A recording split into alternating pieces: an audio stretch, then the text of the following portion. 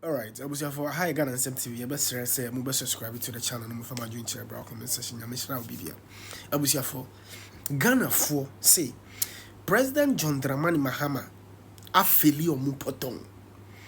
Enti Nana Addo Danko Akufo-Addo ombeji ne bo. Omsi Nana Addo Danko Akufo-Addo ombeji ne bo. Obusia say yebeka ya ye call to about 2024 no. Na then President Nana Addo Danko Akufo-Addo eba bonti ebeka kire ye say Ghanafuo mumbisa President John Dramani Mahama ni stand in fighting galamsey. Abusia radio presenters church for ni nsem bebre apia bontin ebe twabo Nana Addo Danko Akufo-Addo for asking us or for telling Ghanaians to ask President John Dramani Mahama this simple question.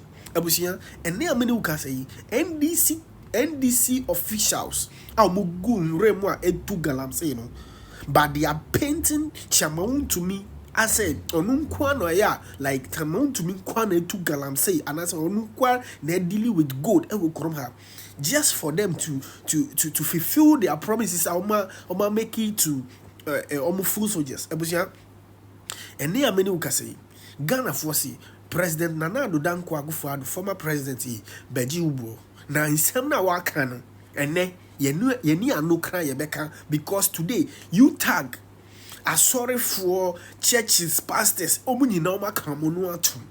I say sa niema no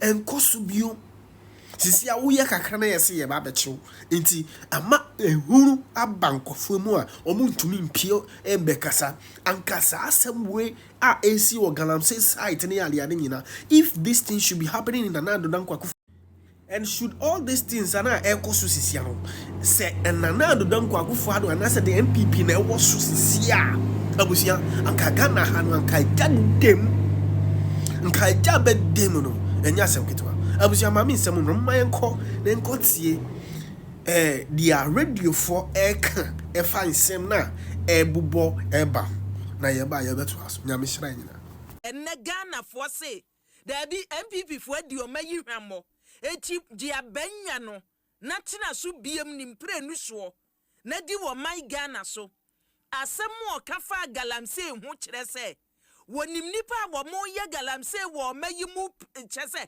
wonim wo sei se nipa we na ye galamsey mampani oteso nanim se galamsey boys ye kwakire wo no enyu wo mo na ye galamsey enyu wo mo ene wo mo di wo mo sika se ye galamsey wo mo de wo mo de ne se ete se wo bi enam no wo se me pa adwuma na obi employ no eti ye wo woni ya wo hyekire enu nti na before the 2024 elections Ghana mampani nya kukuduro eka Ghanafuo se wono ba nipa yache wode wagu naduafie ewo galamsey hu no obegya wo mo wuni explanation ode ma ye fa asasem no ho wo se ye bo nipa wo mo hyekire yo mu na ye galamsey no etu kwoto se sa boys no wo sha techem wogu amnem ebuku woni a na yese adwuma ebi a boys ni nyanye enu nti ne wonsa besoso ene wo ye eti se ye de sa ma ntie ne betum de wono wo ba omukura dem obegya wo mo no mo a hyekire ye no yache wo eti nei se koba se yase nipa bi tunsase mu sade ne namra kwa so mampani na se mashada tetaso so mo hwe na omuntu ase na wukokodu constituency bi wukokodu district bi wukokodu community bi na se mabu na wo ho no munya kokuduro se ye beto ahye sa taso so no so a na mampani ewunim ne hyekire nipa kura wayi woti wo ho no emma wuhu mampani we nya obi na beka kire wo enye obi na beka kire wasem a wo kan ye before the 2024 elections no enne da ho no na ese wasem a kan ye newom wasemu a wo kan ye se boys ndie wo kwa efi se nipa ni benya kukuduro se wachi wobi na jano na boys ya betu agu so se bibi nhyekira sa kukuduro no kura wunya se bibi nta wachi a wo hu prosini wo hu soja ni nya prosini po asojafo a soldier for, and you have the gas say, Makwako Jina one moment, Yania soldier for Quaco Achi ever home. A 1 year tiny panechi, a 1 year when Nim says secret bessensie, and Untia, and you were ba. Ghanafuo nyina friend na mampani na yanyan hwehwemu and yanyan hwehwemu no anu yie ne de anwumire obeti bi anu yie no mpanimfo no asem ne fa wo ho no anwumire yi ye bemu ate bi by the end of the day no ne ye hwe animu ne se mampani enhwehwemu bia ne ministry ne se wo be yan hwehwe mampani wo ankasa semwe giremu because say ye ntumi anyina mu yantumi enhu nipa ya boda sasun wadi sani ya wo promise ye no a ene ya galam say kon na be ye cost 90 and they don't care about them and they be bia ya amanyesem asofo no nyina na nado abreso wo mo sore no mo hyankom no mo kasa no mo di the insecurity galam say won sebu preach no obi ajai because o mamen afenso na ade no koso o ma kwachiche board akwade da so. Etina obi kwa timi catch we say and can say issues no kra no enya de a ehia Ghana sa enuru mpempenso a e we say declare state of emergency the whole sofu owi a na wa twa ne ho LGBT nsem no eno kra ne enya botre ho kakra no manfo na nim de omu pe nka ma wi ase ni nka na do abreso de na mo say eye now you tag Ghana Medical Association, where are they? Obian Kasabiu. Chiza memwani nyina ne say ye di wuntu mi batum eno ano. Jo MAHAMA na ba na me be bit say their success or their failure depends on how they will be able to jail wuntu mi. That's all. Any aye party for ni bi nsoso no. Eni o mato abasa komu. Eni o mudi sa anse hunu no. Aye.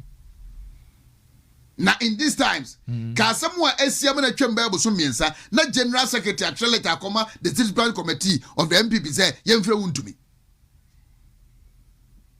Tiaboloche and what church letter. And I know I heard Minia Kwakudero spoke about it. Daro, Mr. Rao, Honorable Patrick Bwama with him hohe.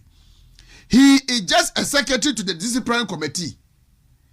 And if you read the content of the letter, no try na, or say it was referred to the Discipline Committee by the General Secretary. Dia ba na mo hwehwe everyone to be ho. MPP ni NDC fo nyina. Dia na mo hwehwe. Nanka NDC fo be ne sa. Is it about internal elections? Is it about internal elections? Ebi so NDC fo ne dia bom. You are a brother, but sometimes don't allow yourself to be pushed.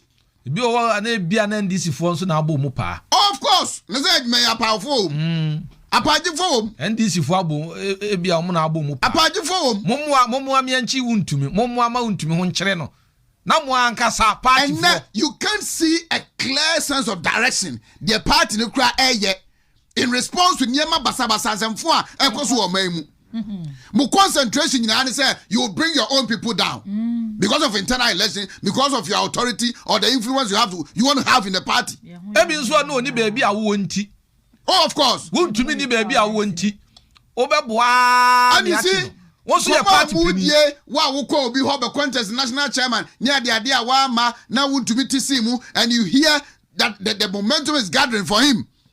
And now, any parents of Baba election, you want to do something to bring Wuntumi down. We know all this. Makacho said the national officers, from A to Z, in the upcoming presidential primary, will be Ejina. Maybe I would Wuntumi party officer. And just give me a week. From the acting national chairman, the general secretary, the organizer, the youth organizer, whoever. And then the meeting that they are having. What I say? About so for didn't tente. Nephew, young frustrated Wuntumi. Yaman that sound mind. And they are quite tears if I'm going to that is what they are doing. As I let know question, I say, if I was going to say.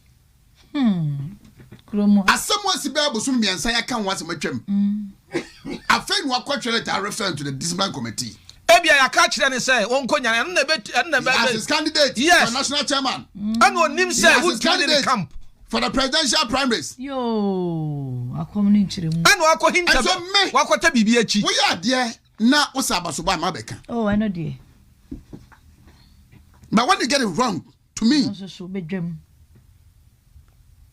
Hey, no more there, omuntwan. Sase ya no mpese ye kono. Omuntwan. We will talk to the issues. We will deal with them. Anya papa when akane ya chi wontumi a no se nkofo bi pressure ne say. Oh, mercy. Wonya ni emfa wontumi nko. He is a brother. When he gets it right, we will speak to it. When he gets it wrong, we will speak to it. When I feel that he's allowing some himself for people to use him, I'll talk to it. After the pressure na bro no so nti. Wonka wontumi. Abusia insem no ayetan papa eyarewo papa ba yesi say bibia nsi a unhia hyin frimu nti de ebe ka ne say ye be bom pai say MPP fo besua nyansa na good news ni say ene a chama untumi sa court no court a remind you say omunsan ko no mbra 12th of this month, which is November. And yeah, so you say Akunta Mines, the board chairman now or only to me age man. You see, Attorney General Addo charges in na. And this year, you see, the man is ready to testify against Chairman to me. We don't know how true is that, but him na the BBABC biano yedebebram. Ajabeni. You do open the court. You have to force him to court. Whether good or bad, the NDC stood behind them. Stood behind them. MPs mienu in Ashanti region. And come on, Mudi, they be all no bishia, now Omudin come about untumi case of quarter or so untumi over them. Hey, 2 MPs. Bako Greater Kumasi. Constituency. Hey, obey them. Baku Amansi Enclave. Mufisa Budin Komo from high and Tion. Good. Obia be one if you. Obia be one if you. Muhammad Dibwania Mako negotiating near the Mufi say you are walking out there as saints. Wait. Wait. There is coming a day. Okay. There is coming a day. Bedru. Now. Emre. Oh. Obia mrebeso. Emre. Obia mrebeso. Now na me come say people in this party, some of our communicators. Bone. We na opportunity to serve. Now for kwan bone so do nsabo a oban sikemu a. E wo se mra ne wuti. I know the okay. Eti me maka se obia wakọ akosom a wansom kwan paso mra ne ni. Sir. But some of you who benefited from these people. And nay. You are my woman. Gum. Some of our female communicators and there will be the kind of a helping hand gift your warrior extended to them. And no more refi. And no one at radio so to tramp. There is coming a day. To say I'm never connoisseur. More pretending as if you are saints. You are angels, you know. There are webs in your cupboards. Oh. And we will identify them. Makan wo fie de bia me se wontumi asem no. Eye fie fo ne abonten so fo na aka bom. Efi abosia. Na mekoso aka. E ho ni nyina. Ya tini nyina. Ohinta bi akiri.